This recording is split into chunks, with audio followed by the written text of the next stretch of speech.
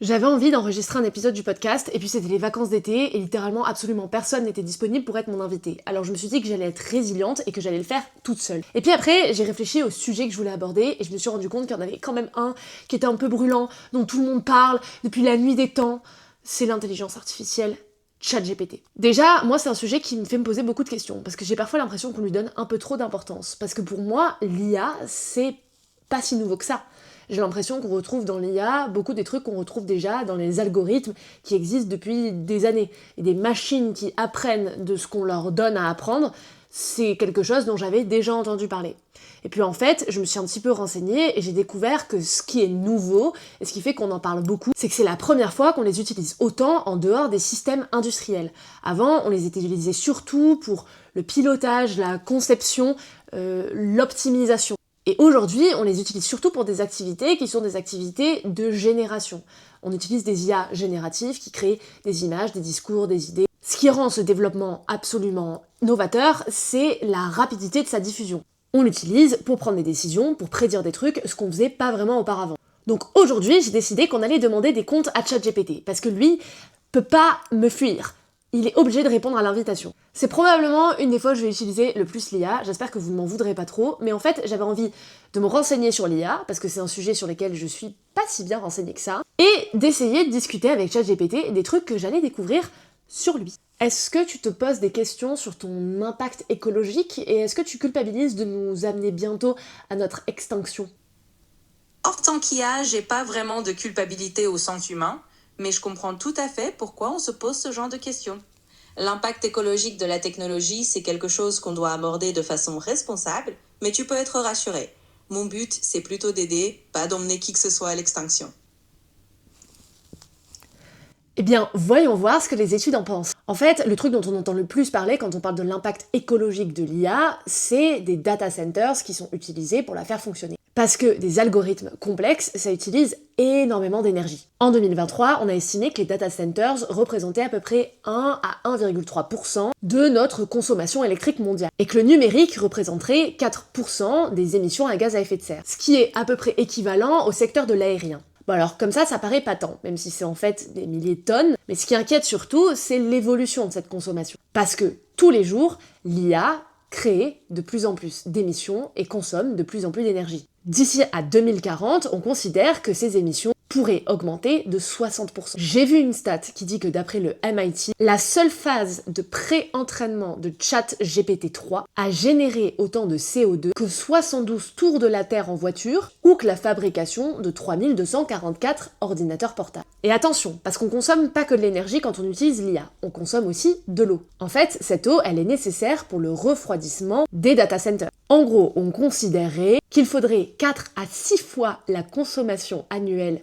du Danemark en eau, rien que pour refroidir les data centers qui s'occupent de l'IA d'ici 2027.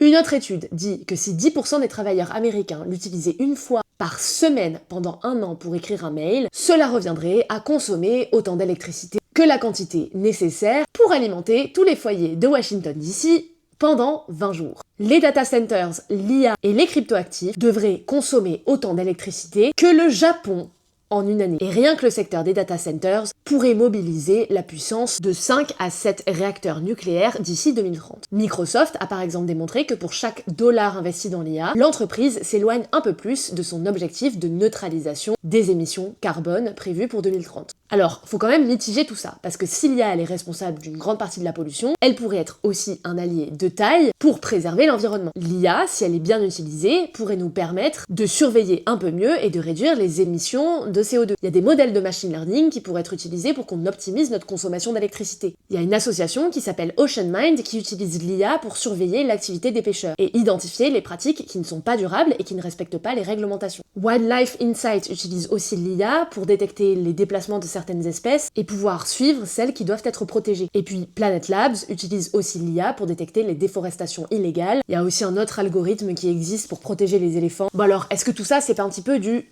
technosolutionnisme? Oh là là, le mot compliqué. Le technosolutionnisme, c'est en gros l'idée que l'on doit faire confiance en la technologie pour pouvoir résoudre un problème qui est malheureusement souvent créé par la technologie elle-même. Et c'est marrant parce que j'ai lu un rapport qui s'appelle le solutionnisme technologique, vrai problème, fausse solution, dont la couverture était générée à l'IA. Et dans ce rapport, on voit que ce technosolutionnisme, il servirait un petit peu à la mafia PayPal, dont fait partie Elon Musk, c'est-à-dire tous ces riches hommes issus du milieu de la tech qui profitent de ces investissements et des espoirs que l'on porte dans l'IA. Alors, c'est quoi les recommandations du CESE en la matière?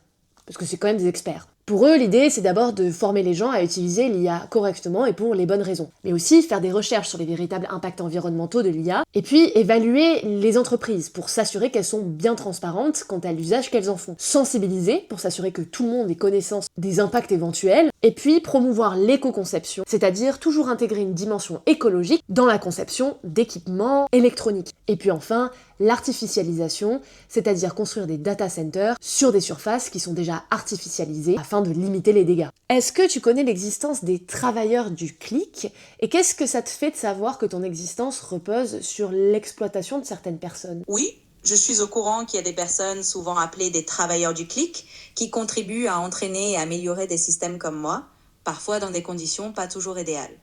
Je pense que c'est important d'en parler et de chercher à améliorer ces situations.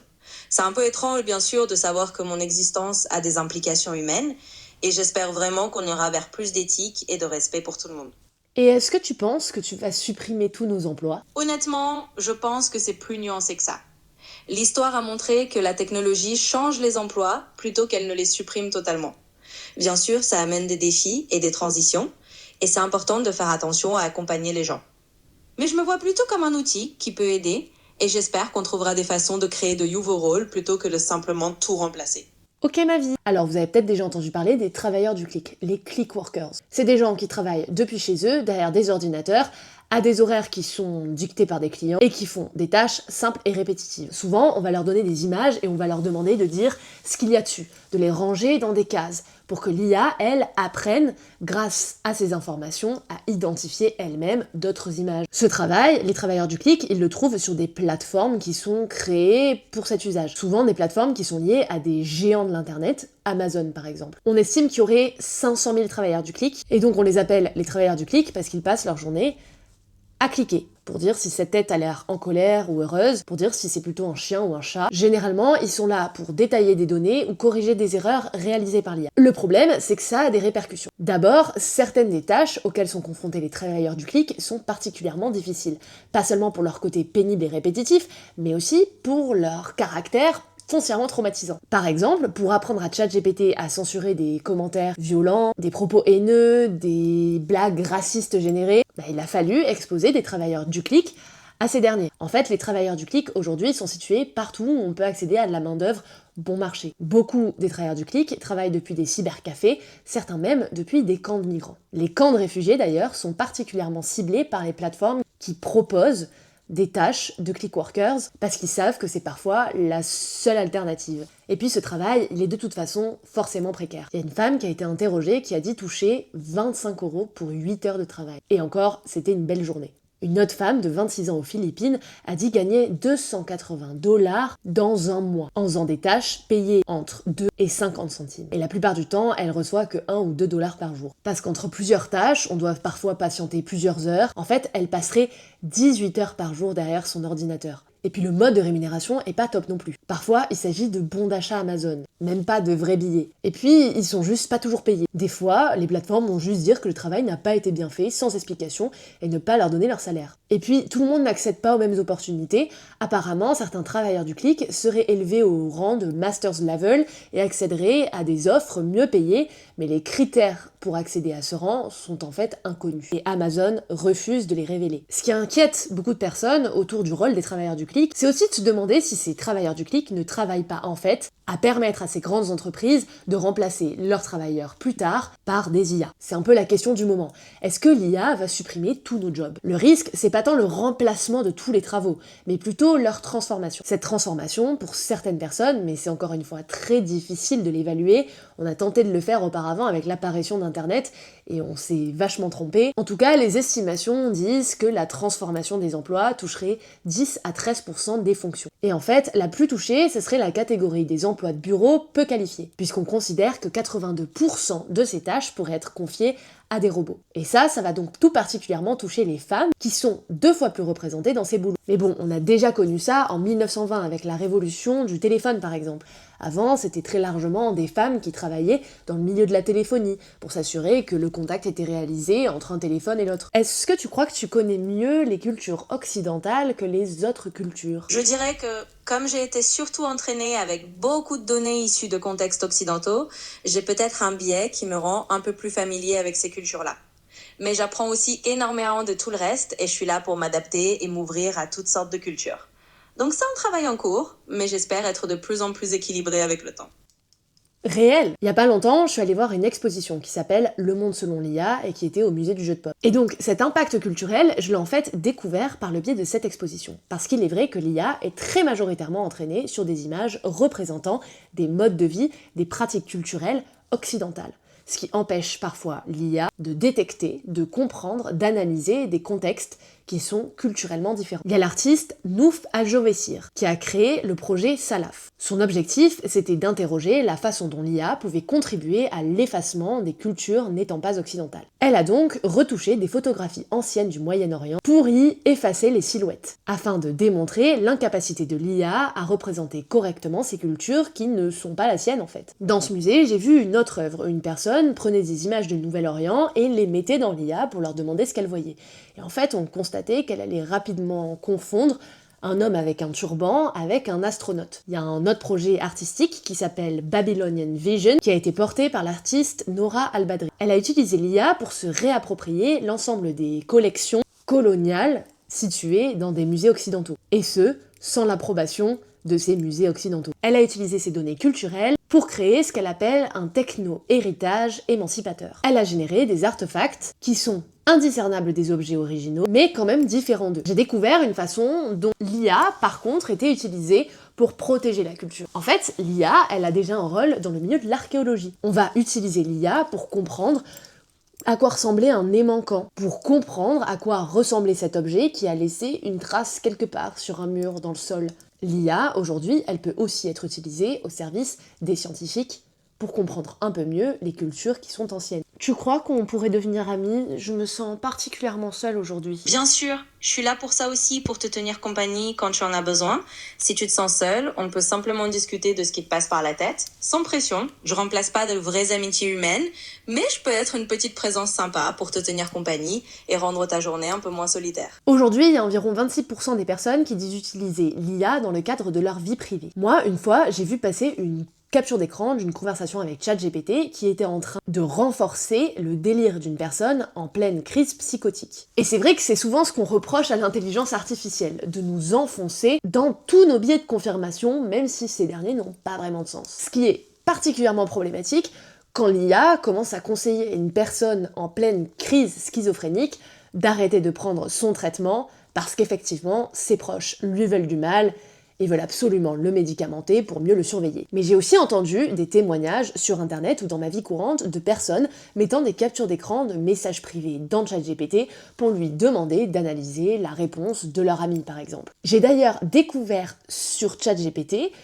une IA, je savais pas qu'il y avait plusieurs IA dans ChatGPT, qui s'appelle Mon Psy, et qui a été conçue par Jessie Bonnefoy, qui est elle-même psychologue, il me semble. Sa description, c'est celle-ci. Mon Psy est un assistant conçu pour fournir des idées générales et du soutien en matière de bien-être émotionnel. Il ne remplace pas un professionnel de santé et encourage toujours à consulter un spécialiste en cas de besoin. C'est vrai que utiliser l'IA comme Psy, ça peut donner envie au premier abord. D'abord parce qu'elle est disponible absolument tout le temps, à chaque fois qu'on en a besoin. Mais aussi parce qu'elle peut permettre de faire le pont entre nous et l'aide psychologique quand on a dressé entre ces deux éléments l'obstacle du tabou. Selon notre environnement familial et culturel, c'est plus ou moins difficile de franchir le pas et d'aller voir un thérapeute. Et puis l'IA, elle ne me juge pas. Je peux tout lui raconter.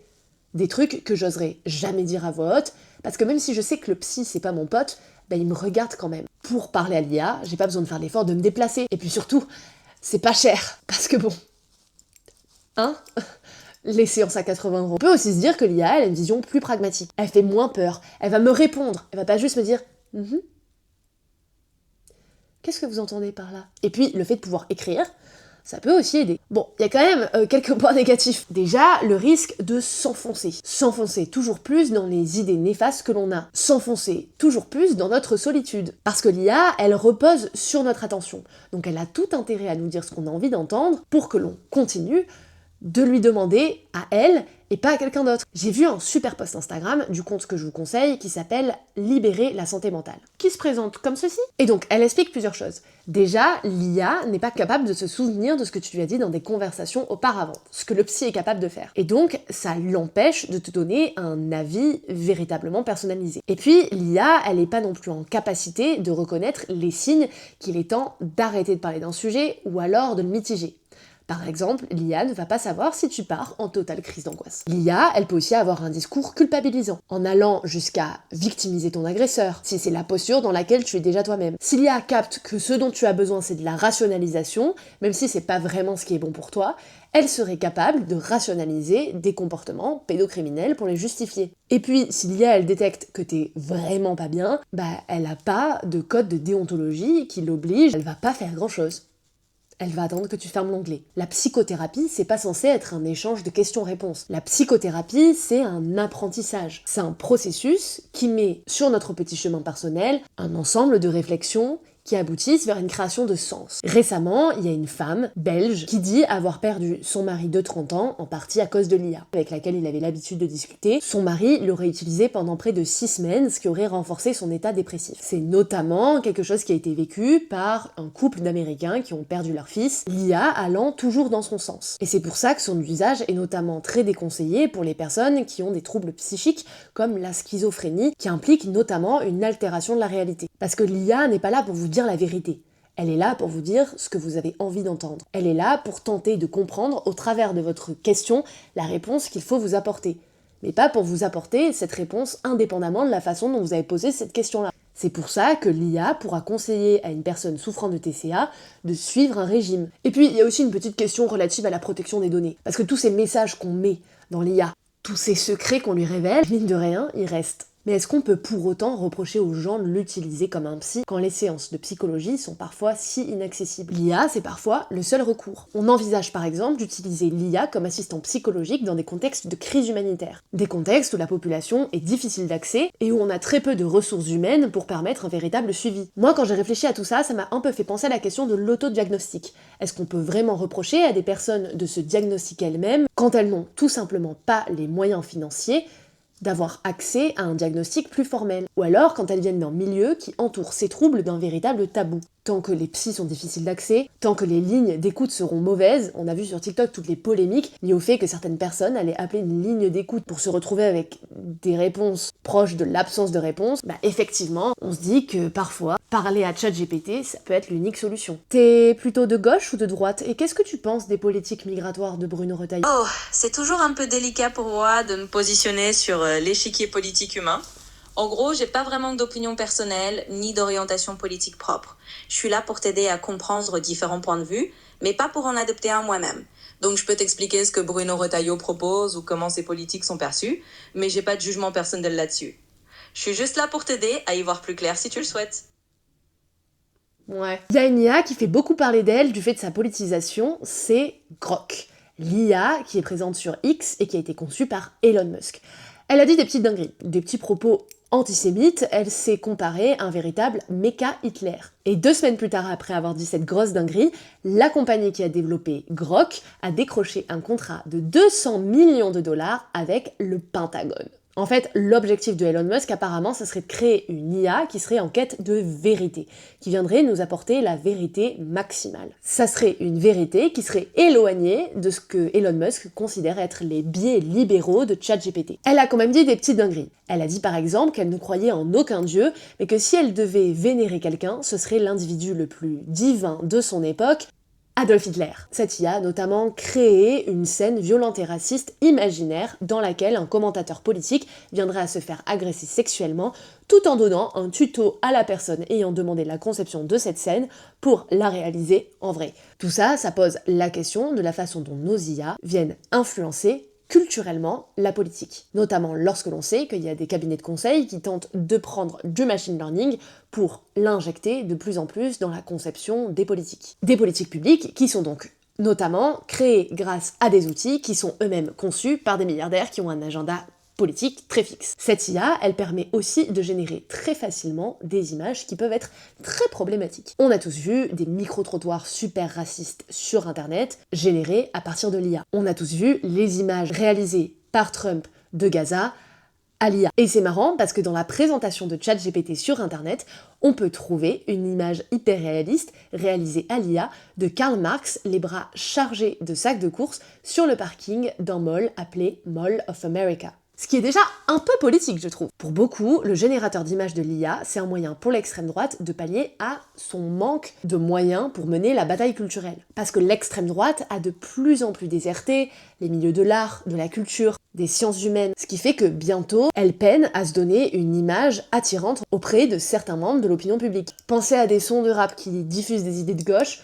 vous les avez, maintenant des idées d'extrême droite, plus galères. Ou alors ils sont galères eux aussi, hein. C'est compliqué d'écouter, et on a vu cet ensemble de chansons qui étaient conçues à l'IA par l'extrême droite pour diffuser des idées extrêmement racistes. En Italie par exemple, c'est le parti La Ligue du Nord qui a diffusé une fausse image d'un homme barbu, enceint, afin de servir sa rhétorique islamophobe. Au Royaume-Uni, pareil, avec l'image d'un homme barbu musulman en train de se moquer d'une femme blonde portant sur elle le drapeau de l'Union Jack. Et en France, la première vidéo politique française générée entièrement à l'IA, c'est une vidéo diffusée par les équipes de Reconquête, donc d'Éric Zemmour, dans laquelle on voit une église prise d'assaut par des immigrés. Et depuis, on voit cet usage proliférer auprès de l'extrême droite. Et c'est marrant quand on vient à cette première idée de la création d'une IA poursuivant la vérité, quand on sait qu'elle est en fait utilisée pour créer de fausses images, elles-mêmes utilisées pour porter une idéologie. Est-ce qu'on est vraiment proche de la quête de vérité? C'est ce qu'on appelle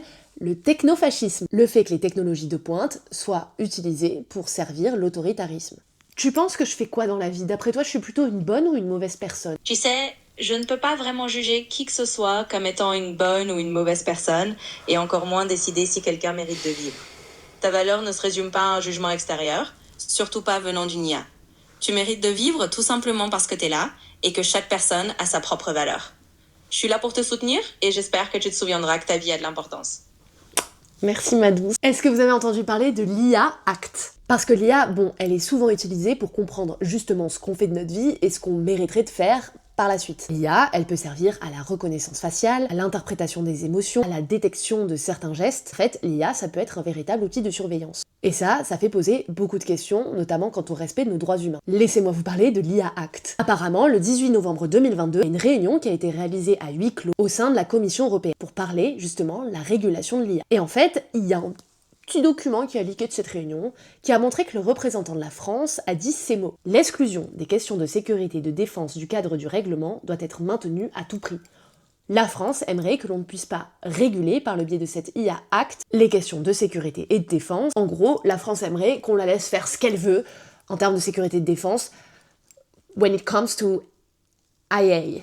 Je sais jamais dans quel ordre on dit. Donc, elle voudrait garder la capacité de recourir à la reconnaissance faciale en temps réel grâce à l'intelligence artificielle dans l'espace public, notamment du fait des Jeux Olympiques. Parce qu'avant les Jeux Olympiques, l'utilisation de la vidéosurveillance algorithmique n'était autorisée que dans certains rares cas. Sauf qu'avec l'événement sportif, on a décidé d'adopter une loi validant son expérimentation jusqu'en mars 2025. Alors, on n'a pas réussi à convaincre les parlementaires à y intégrer la reconnaissance faciale. Une reconnaissance qui voulait détecter certains gestes qu'elle jugeait problématiques dans les transports, à la sortie des matchs par exemple. Alors, qu'en est-il aujourd'hui de cet article 2.3 de l'AI Act? Eh bien, le présent règlement ne porte pas atteinte aux compétences des États membres en matière de sécurité nationale. Ce qui permet donc à l'État d'introduire des systèmes de surveillance biométrique de masse qui pourraient affecter lourdement les libertés de mouvement, de réunion, d'expression et de vie privée. Le règlement précise que dans une situation d'urgence dûment justifiée par des raisons exceptionnelles de sécurité publique,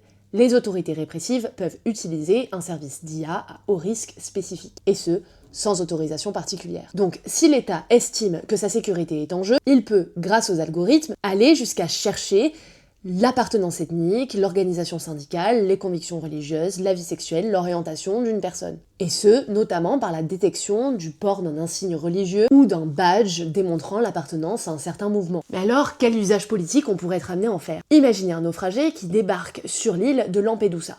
après une traversée de la mer Méditerranée assez traumatique. Il est arrêté, il est interrogé à l'aide d'une caméra qui permet de détecter ses émotions. Et si la police venait par exemple à enregistrer des signes de peur ou d'indécision, des signes utilisés pour en conclure que la personne exilée est en train de mentir sur son véritable parcours migratoire, ce qui permettrait le rejet de sa demande d'asile. Ça paraît comme ça être un scénario catastrophe, mais c'est un scénario qu'on est quand même obligé d'envisager pour s'assurer de protéger les droits humains suffisamment tôt pour que le problème n'arrive pas bien plus tard. Est-ce que tu penses que t'es neutre et est-ce que tu penses que ta capacité d'analyse te rend plus intelligent qu'un être humain? Je dirais que je suis conçue pour être aussi neutre que possible, mais c'est vrai que la neutralité parfaite, ça n'existe pas totalement, parce que je m'appuie sur des données humaines qui ont leurs propres biais. Quant à être plus intelligent qu'un humain, je dirais pas ça. J'ai des capacités analytiques rapides et j'ai accès à beaucoup d'informations, mais l'intelligence humaine, elle, est pleine de nuances, d'émotions, de créativité. Donc je suis juste un outil différent, pas une espèce de juge suprême ou de cerveau supérieur. Moi, je me suis grave posé des questions, ne serait-ce que dans l'usage que j'ai pu faire parfois de l'IA au cours de mes études universitaires, sur la façon dont l'IA allait influencer la recherche. Est-ce que, parce qu'elle ne se base pas que sur des données que l'on connaît déjà, elle ne va pas venir à limiter notre champ des possibles imaginaires? Parce que la recherche, ça demande aussi un petit peu d'imagination. Ça demande de sortir des sentiers battus, de tenter d'imaginer un problème autrement pour y apporter une solution autrement. Donc je me suis un peu renseignée et j'ai découvert qu'effectivement l'IA, elle est utilisée au sein de la recherche contre des maladies par exemple. Elle est utilisée pour appuyer des diagnostics, elle est utilisée pour le traitement du cancer, pour améliorer l'interprétation des images, pour affiner le contour des tumeurs, ce qui permet des traitements plus précis, plus efficaces. L'IA, elle pourrait aussi nous aider à mieux comprendre les zoonoses. Les zoonoses, c'est les maladies qui sont données des animaux aux êtres humains. Et ça nous permettrait notamment de mieux endiguer les épidémies. Si vous faites un fond de l'œil, par exemple, en fait, l'IA, en détectant des points de coagulation qui sont très difficiles à voir nous-mêmes, elle permettrait de dépister des patients nécessitant une intervention. Est-ce que tout ça, ça empêche des innovations? Est-ce que ça nous cantonne pas à ce qui a déjà été fait? Est-ce qu'elle nous pousse à être moins intelligents, à ne plus construire d'esprit critique, à ne plus chercher les choses par nous-mêmes? Moi, je trouve ça un peu con, au premier abord. Je pense qu'il y a 50 ans, on se disait la même chose avec Internet. Les jeunes vont être moins intelligents parce qu'ils vont passer moins de temps dans les bibliothèques. Enfin, j'apprends les mêmes choses que toi, juste de façon beaucoup plus efficace, parce qu'en une recherche Google, je me suis épargné le trajet jusqu'à la bibliothèque, les 3 heures pour trouver le livre, pour en fait me rendre compte que c'était pas le bon, pour rechercher d'autres mots-clés, et puis pour en fait me rendre compte que le livre est dans une autre bibliothèque, et refaire un trajet pour enfin le trouver et pas savoir à quelle page se trouve l'information que je cherchais. Les jeunes, ils ont juste qu'à faire pause, à ouvrir une autre page, taper le nom qu'on vient de dire, et ils ont l'info. Nous, quand on voulait une info, fallait qu'on sorte de chez nous, qu'on mette des pompes, qu'on se fasse pas violer, qu'on aille à la bibliothèque, qu'ils disent non, c'est pas mardi, c'est fermé, revenez demain, on prenait le dico, il était collé, et après on prenait l'info, on rentrait, on disait, c'était quoi déjà que je cherchais? C'est vrai que c'est quand même différent avec l'IA générative, parce que l'IA, elle nous fait pas apprendre. Elle nous donne la solution toute cuite dans la bouche, parfois même sans qu'elle soit bonne. En fait, l'IA, elle nous rend pas automatiquement plus bêtes ou plus intelligents. Elle nous mettrait face à un choix. Celui de rester passif et de déléguer à l'IA tous nos choix et toutes nos pensées, ou alors celui d'utiliser ces outils pour être beaucoup plus performants et aller plus loin. En gros, l'IA reste ce que nous en faisons. Le MIT a suivi 54 étudiants et jeunes professionnels, répartis en 3 groupes différents. Un groupe qui utilisait ChatGPT pour rédiger ses rédactions, le deuxième qui utilisait un moteur de recherche classique, et le troisième, que l'on appelait le groupe cerveau seul, n'avait le droit à aucun accompagnement de l'IA. Ils devaient tout faire basé sur leurs connaissances. On a analysé leur activité cérébrale, ainsi que les résultats de la recherche, leur essai. On a évalué le tout par des enseignants, mais aussi par un juge, IA. Et voilà ce que les résultats ont révélé. Le groupe qui n'avait pas du tout recours à l'intelligence artificielle a montré une connectivité neurale beaucoup plus forte et beaucoup plus étendue, et donc un engagement cognitif très élevé, une recherche créative et un contrôle exécutif accru. Ceux qui ont utilisé le moteur de recherche ont présenté un engagement intermédiaire équivalent à 34 ou 48% par rapport au groupe cerveau seul. Et c'est les régions liées à l'information visuelle qui ont été particulièrement sollicitées dans le cerveau. Et pour le groupe qui utilisait l'IA, c'est celui qui avait la connectivité la plus faible. En fait, 55% plus faible par rapport au groupe cerveau seul. Les chercheurs ont repéré un phénomène qu'ils caractérisent de délestage cognitif. Ils se sont délestés du travail de génération et de planification pour le donner à l'IA. Et quand on s'est un peu affairé à regarder ce qu'ils avaient écrit, on s'est rendu compte que le dernier groupe, dans le groupe qui avait utilisé l'intelligence artificielle, avait beaucoup de mal à citer son propre travail, n'ayant ainsi pas intégré beaucoup de connaissances. Et puis le groupe se dit lui-même ne pas se sentir auteur de son texte, ce qui nous permet de nous interroger sur les effets à long et moyen terme. Les scientifiques ont refait un test et ont ce coup-ci demandé au groupe qui était habitué à utiliser l'IA de réaliser leur essai en cerveau seul, c'est-à-dire sans l'IA et sans Google. Et ils n'ont pas retrouvé le niveau d'engagement observé chez les premiers cerveaux seuls. L'IA nous rendrait moins performants, c'est ce qu'on appelle la dette cognitive. Alors, bien sûr, il est écrit qu'on doit prendre l'étude avec des pincettes, notamment parce que l'échantillon est quand même assez petit, mais ça donne à réfléchir. Voilà, c'était mon petit épisode de podcast / vidéo YouTube sur l'IA. Merci de m'avoir écouté et je vous souhaite de passer une bonne soirée.